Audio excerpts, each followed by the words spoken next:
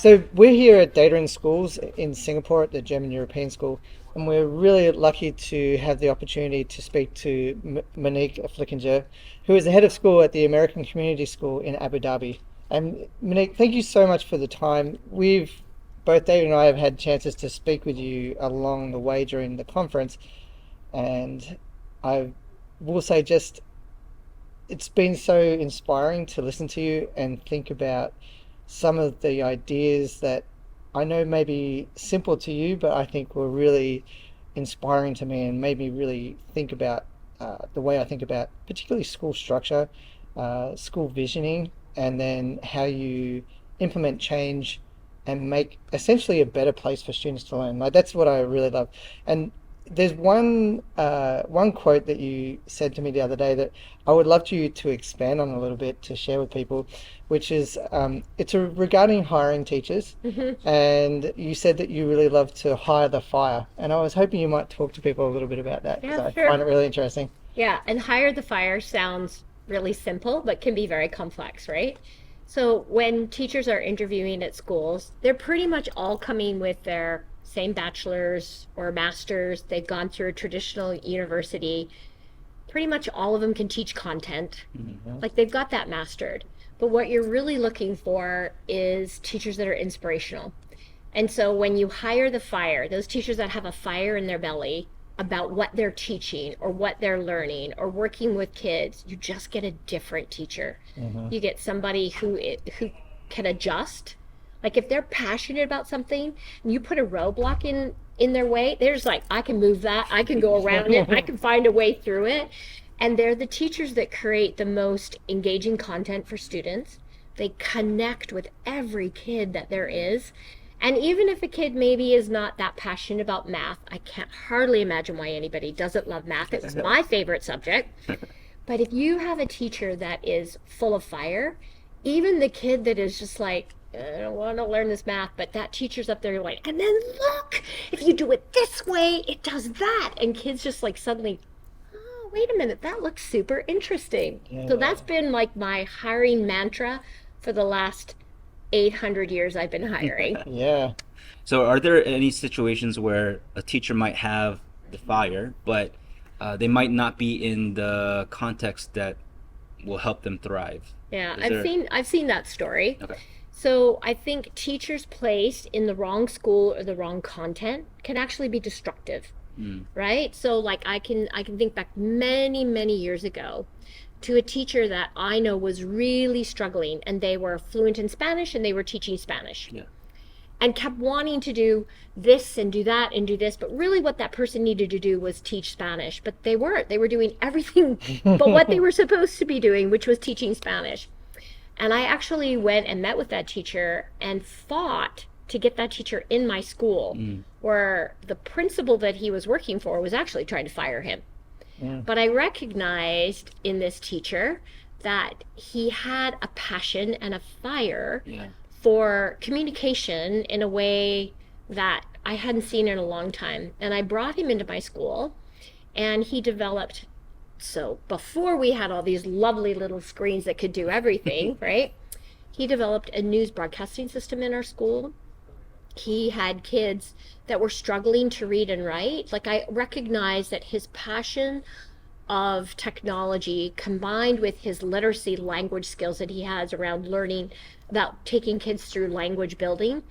And I actually paired him with my most neediest students in the school, and immediately we saw leapfrog growth of those kids, because you only could apply and get into broadcasting. What kids didn't know was actually remedial English. We never called it remedial English. Wow. You had to fight to get into that class. Kids had to interview to get into that class. And imagine using a teleprompter, how much reading is involved. And that was back when we had to make our own teleprompters, because what school ever had the money? We didn't have an iPad that you just flipped through and made a teleprompter off of, right? So like the kids made the teleprompter, the kids cut the show. And those kids could read, write, and speak because their first language was Spanish. Their literacy skills changed dramatically in 1 year, like overnight. And he went from being the teacher that was not wanted to the teacher who was the Superman in that school for a whole bunch of kids.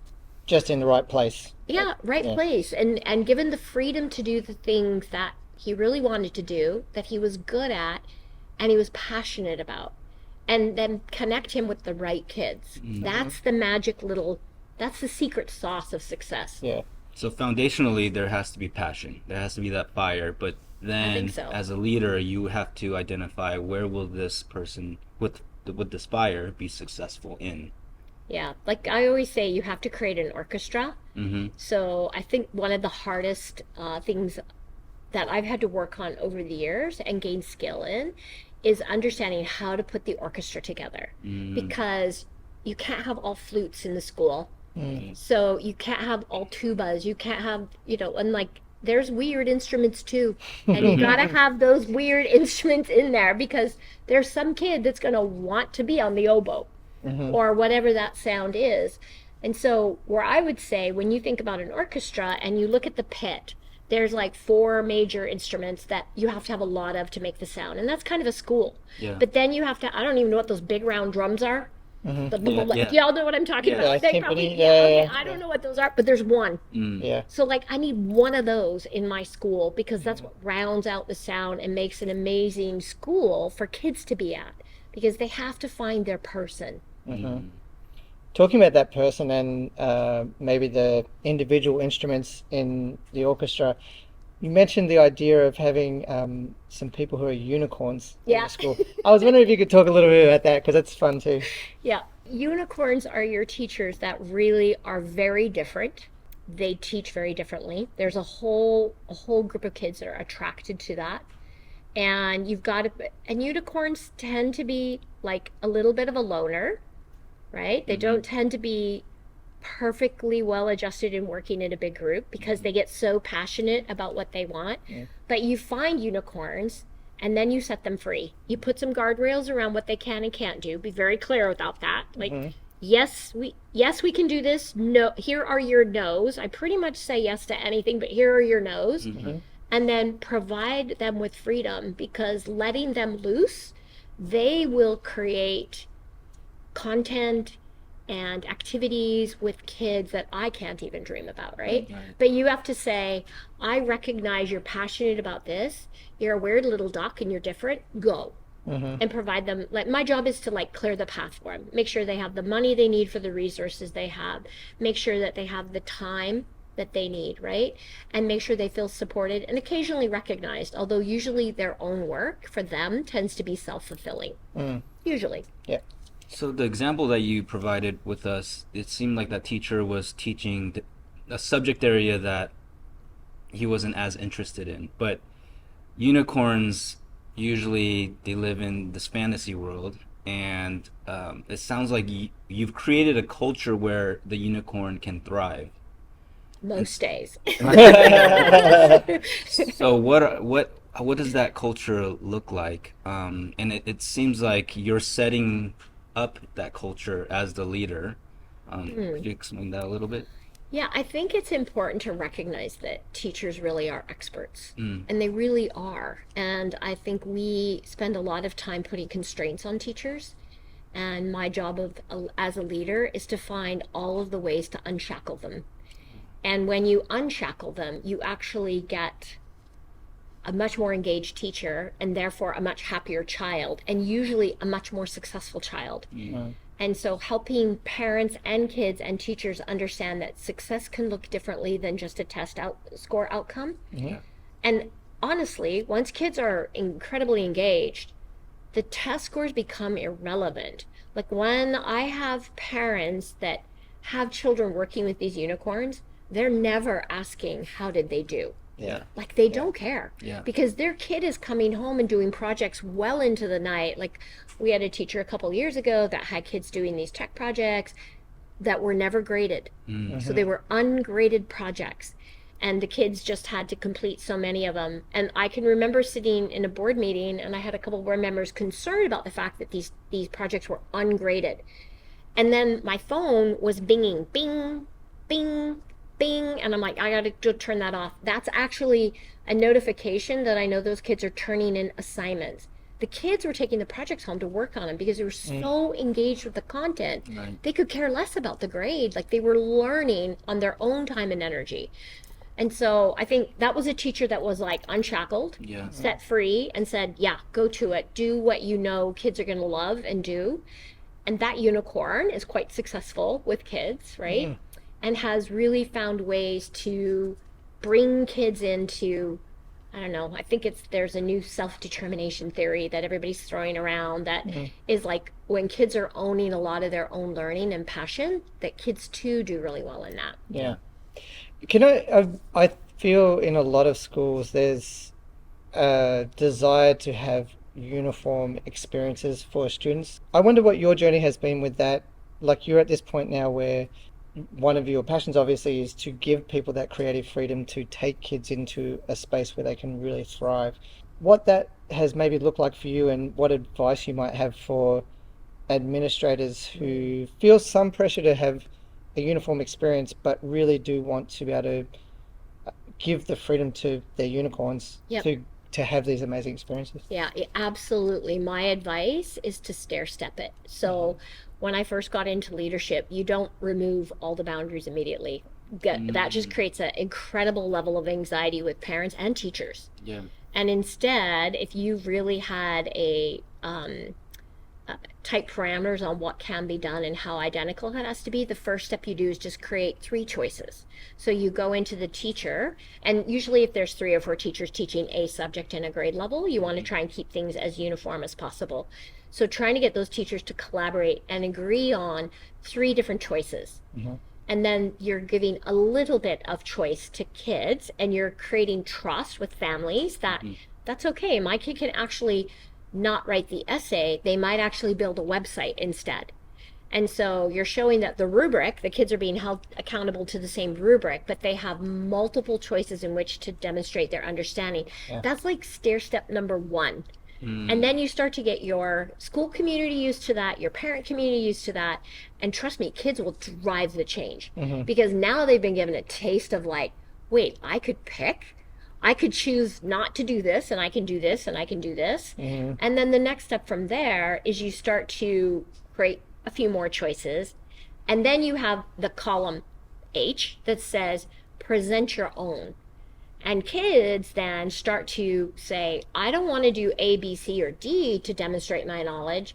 I want to do the last column. And the work it takes for a kid to do this, to present to you that I want to do this project, and look at how this project is going to demonstrate to you as educators that I really know the content. Actually, you're getting a double whammy with that kid. They know that rubric inside and out. They know where they've got to go with that learning. And then that opens up the freedom for no longer do you have to provide choice A, B, C, and D. After kids have been doing that for a while, there's kids after they've been doing that 2-3 years can actually go right to, let me show you how I can demonstrate my knowledge. But that doesn't happen overnight, right? And kids have to learn that system too. Your kids that are like your typical straight A, driven for the grade kids are the ones that have the most anxiety around this because they're so concerned about the grade. But the kids that are really brilliant but have typically been getting C's are the ones who flourish. They just go right out of the gate with finally there's some freedom with their learning. Yeah, I like that process because if it's just all free for all, if it's a free for all, then you're gonna have parents where one class they're really engaged and they're doing learning after school, but then this class is not. That energy is different. And so there becomes this comparing type of thing. And you've got the good teacher. You got the bad teacher, right? Or you got the traditional teacher. And so by having some common units, that really, and just the projects at the end of the unit, was a nice stair step for teachers to realize that kids don't always have to demonstrate learning in one manner. Right. I had an opportunity to talk to you last night, just while we were wrapping up the conference, and you talked about keeping the strategic plan for your school alive and keeping it sort of forefront in conversations around how people operate in the school. And I think this is a really interesting area too, where we talked about how sometimes strategic plan will be very prevalent for the first couple of years, disappear for a couple of years, and then come back just before it needs to be renewed and then go away. Well, how do you use your strategic plan to drive improvement and make your school a better place, essentially? Yeah, so our strategic plan, after we landed on the beautiful graphic we were going to own, that took a little bit of thinking. But our strategic plan had 4 different quadrants, and underneath each quadrant was 3 or 4 bullet points that made it easy for teachers and parents and even kids to understand what the strategic plan was. And once we determined that graphic, we made it really easy for all of our leaders, our PTA, and our teachers. That graphic was made available to them, like we have a data bank saved of slides that they could steal. Yeah. And the start of every meeting, I don't have too many rules, but my one rule was the start of every meeting. If you're going to meet for teachers for any reason, if it's the start of a planning meeting, if it's the start of a professional development meeting, if it's a look at curriculum meeting, that PowerPoint slide had to be first, and the person who owned that meeting had to explain how whatever you were doing in that meeting drove back to the alignment to the strategic plan. And what happened is we got rid of some meetings that we were having because the work that we were doing actually wasn't in alignment to that strategic plan. And so even by the end of 5 years, I will say my community is like, okay, can we please have a new strategic plan? Because ours is a flower petal, and they're like, we would love to have a new graphic. We have seen this graphic. They even know which are in each of the quadrants. Our kids can even identify it. And the language that I often use was, it's my true north. Yeah. And so I hear kids say that, and I hear teachers say that, like, listen, we got to stay to true north. We got to hold to the strategic plan. And I feel that has allowed us to, first of all, build a school during a pandemic, right? We did not drop that. When I came into the school, our Arabic was in a sorry state. Now we're being featured in the Middle East as having one of the best Arabic programs. Wow. And other schools are coming to us to watch our Arabic instruction, but that's because those 2 bullet points lived on our strategic plan. And every time we met, we had a slide that showed the whole strategic plan, the sub part of the strategic plan, and down drilled to here's the bullet point and this is how what we're doing right now addresses that bullet point and why we're learning it. And then we went on with the meeting. But I think that constant affirmation of why we were doing what we were doing kept everybody focused. Our friend Chris works with you now. He's just moved to Abu Dhabi, and I would love to give you some time in a moment to talk about why really great teachers with the fire may want to come and work at your school. But teachers. Just before you do that, though, you just mentioned your Arabic program and how that changed and improved, and it kind of ties in with kind of back to when we talked about recruitment. You told us a little bit of the story about how, like, the steps you had to take to change your Arabic program. And I wondered if you could maybe share a little bit of that, because I think that's a really inspiring leadership story. It was so much work. So first it was going in and seeing what was really not functioning. So, and sitting down with the teachers and saying, listen, and I know that what's going on in your classroom does not match what I see going on in other teachers' classrooms. And they were brutal with me. I mean, they just said things like, the professional development you guys provide us is horrible. Wow. My little heart. You don't ever want to do that to teachers. They're like, we don't have the same amount of resources. It's like, nobody cares about us. Wow. I'm like, okay, point taken. And we don't know how to get better. Now, the we don't know how to get better was actually really difficult to solve, because there are very few places in the world that are doing it right. So I went on a recruiting hunt, and I literally hand wrote every university that had an Arabic program, all of them, and said, who do you know that went through your program that was either an amazing Arabic teacher, was outgoing or gregarious, or really got teaching Arabic. I was just trying to find the fire. And so and many people kept coming back to Dr. Hanadi. Wow. I had a couple people bring up her name. Well, the first conference I was at with her, I walked right up to her and I said, I don't know much about you, but you need to know me. It took me 2.5 years or 3 years to get her. She now works at our school. Wow. And she is unbelievably amazing because everybody kept referencing her. Then we went back to our own teaching staff and said, okay, what does it take to make change? And it took incredible amount of professional development and the way they wanted it done. So I had to scour. Like we talked about literacy. So we had kids trying to go into small group, but our teachers have never witnessed what that looked like in Arabic. So we actually found one person trained in the world in Readers Writers Workshop who could also speak Arabic, and we flew them in to work with our teachers because the teacher said if we could just learn this in our own native language instead of learning in a second language to then turn it into another language. It was little things like that that we just saw amazing changes. And then there were a few we helped get off the bus, I'm not going to lie, that just didn't want to make change. And it's okay to be happy someplace else too, right? Like you want to put the right people together. And within 3 years, we went from almost every child, because Arabic is mandatory in our elementary school, and every child left in 6th grade who could. They went to French and Spanish. Wow. Now we have almost every child staying in Arabic.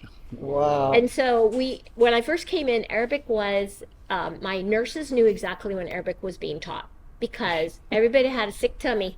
They were doing everything to get, especially elementary school, you're doing everything you can to get out of class. Now it's like you can walk down the hall and ask, and kids will actually respond. Arabic is one of their most favorite classes. So the change has been astronomical. Part of it was aligning funders and donors that said we want Arabic to change too. So then I pretty much had an unrestricted budget to make expensive mistakes. Right? And then giving teachers that freedom to say, okay, you can do this.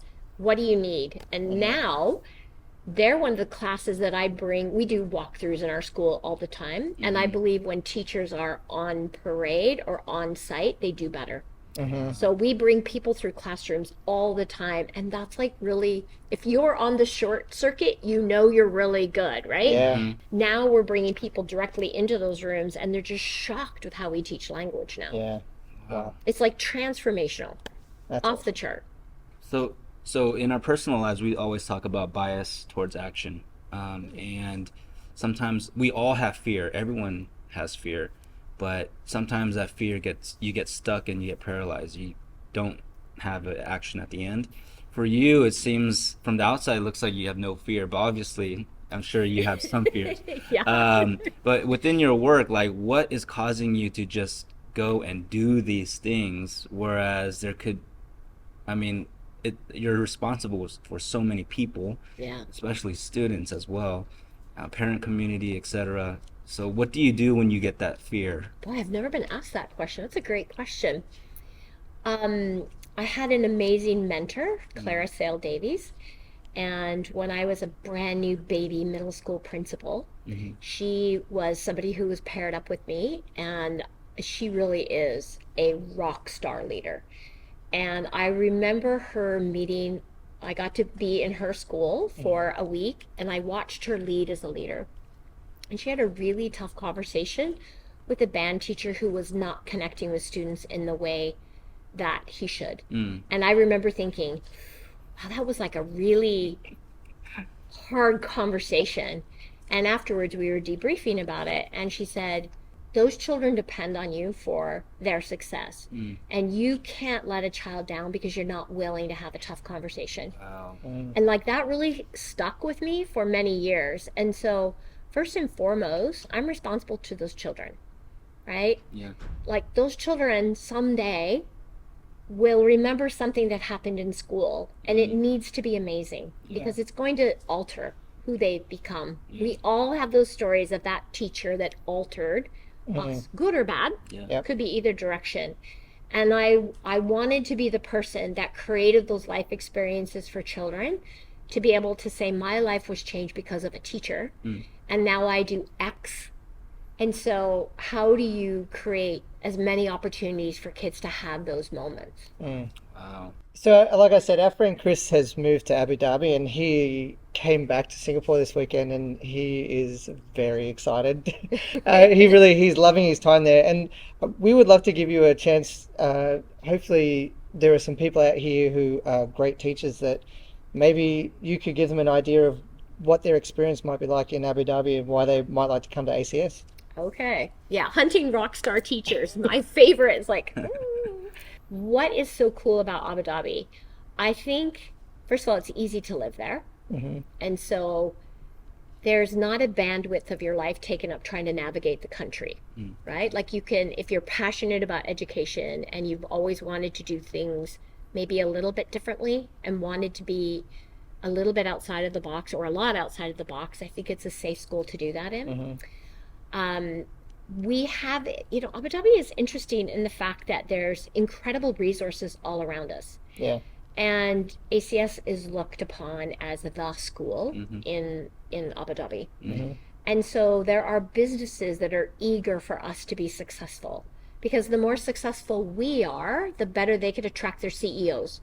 And so there's this alignment of businesses also supporting the school to say, what do you need to be more successful? Is it access to consultants? Is it additional money? Is it barriers removed because you can't get to something because there's like rules involved? And I think that ability to say anything is possible, and that's really like Abu Dhabi and Dubai. Anything is possible. Right? And I think ACS does a good job of, first of all, aligning with the strategic goals of the country.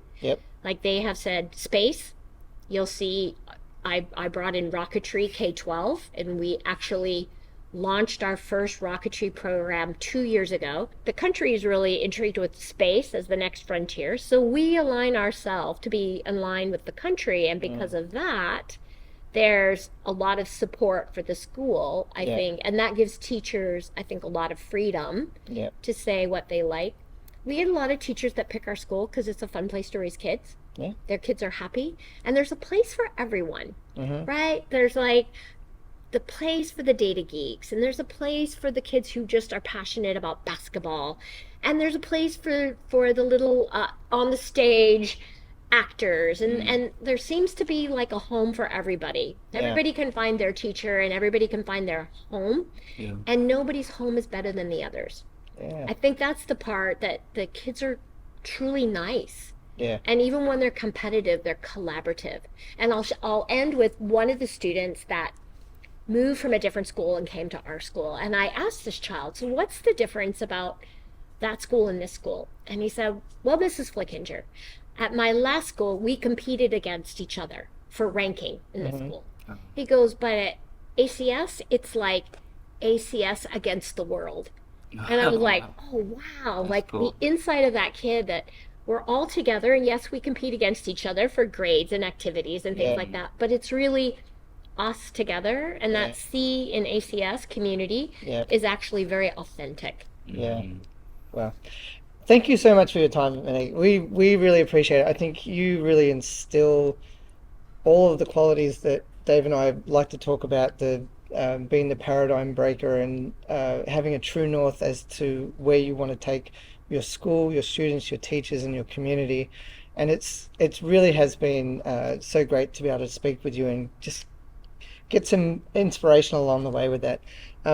Hopefully we'll get to see you in Abu Dhabi at some stage. We hope to run one of the conferences at our school. Exactly. We built it to do that. Yeah, and if you would like to work at ACS, the website for ACS is acs.sch.ae, or Google my name. I'm the only one in the world. There. You'll find me. Sure. So remember, be the iceberg and climb your mountain.